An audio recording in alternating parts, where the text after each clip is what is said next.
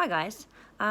So today we're looking at just a very brief kind of idea on if you know that you're actually slipping and you're not doing too well with your mental health or with your recovery, any addiction and relapse, that type of thing.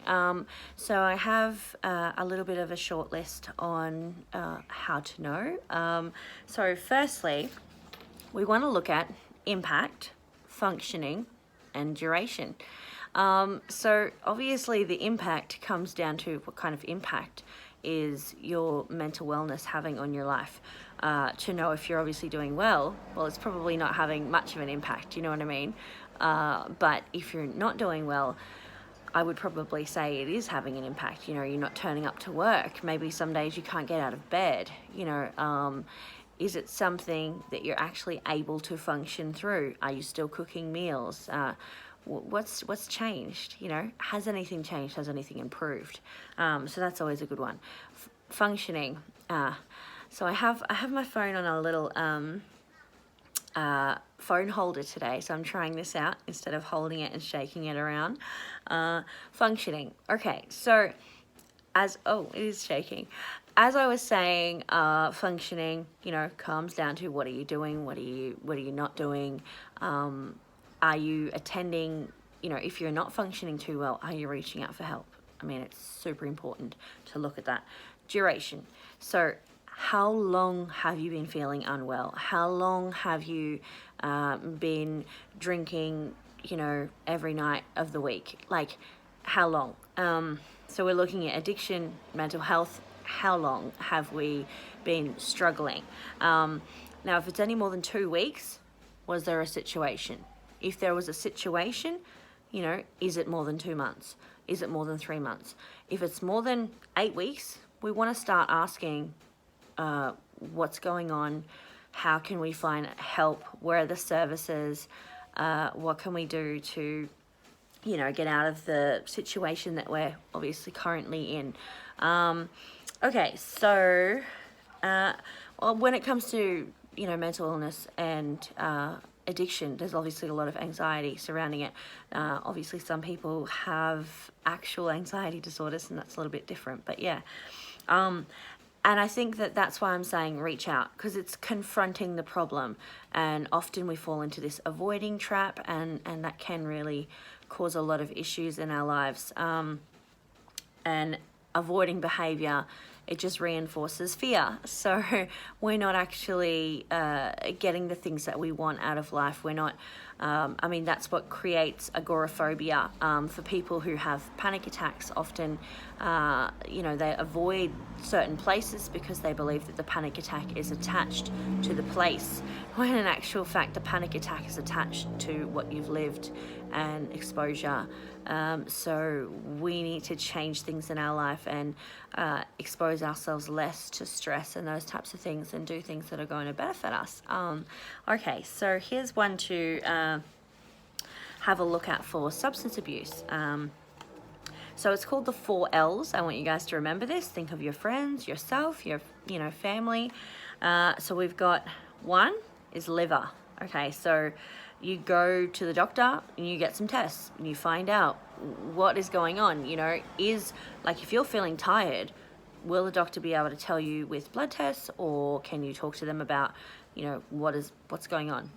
Is there actually a medical reason that you're feeling unwell, or, is it your addiction? And it'll come up in tests anyway on whether there's an issue with your liver because of your alcohol use or whichever.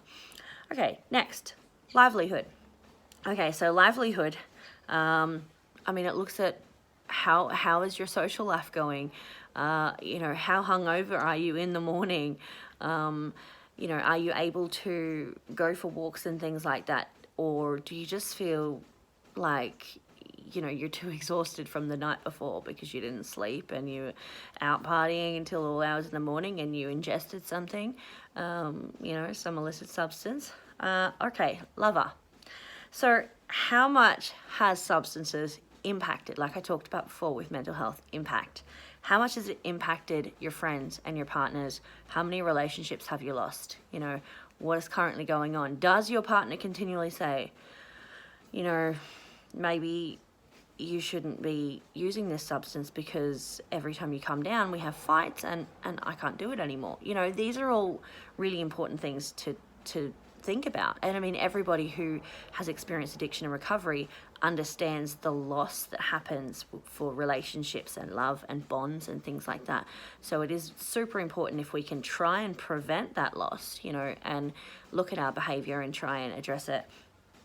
And law. Now, I think everybody who is in recovery can definitely relate to having some, you know, interest that the law has had interest in them for breaking it in some way, shape or form. Anyway, so how has your substance abuse affected, you know, your legal rights? Have you been imprisoned? You know, have you been drunk, disorderly? You know, is there anything that's happened? And obviously you'll have a shake-up if you're caught for a DUI, drunk driving, you know, and you lose your license, and then what happens to your livelihood? Well, you can go one of two ways. You can have a shake-up and say, I'm not going to live like this anymore. Or you can say, well, now that I've lost my job because I can't get to work because I have no license, I guess I'll just drink more. You know, I'll just hang around those people who maybe aren't good for me. You know, so those are things that we really need to look at. Who are the people in our life that we spend the most time with? I mean, if we're spending time with people who aren't supporting us on the right road, then that really does suggest that we're not doing too well either. There is a look at the 5 people that you spend the most time with are the most like you in the sense of goals and ambitions and wellness and things of that nature, because we relate to people who are like us. I met a lady the other day and I said to her, you know when you get that connection with someone and you say, you know what that is? It's I love the things that I see in her that are in me.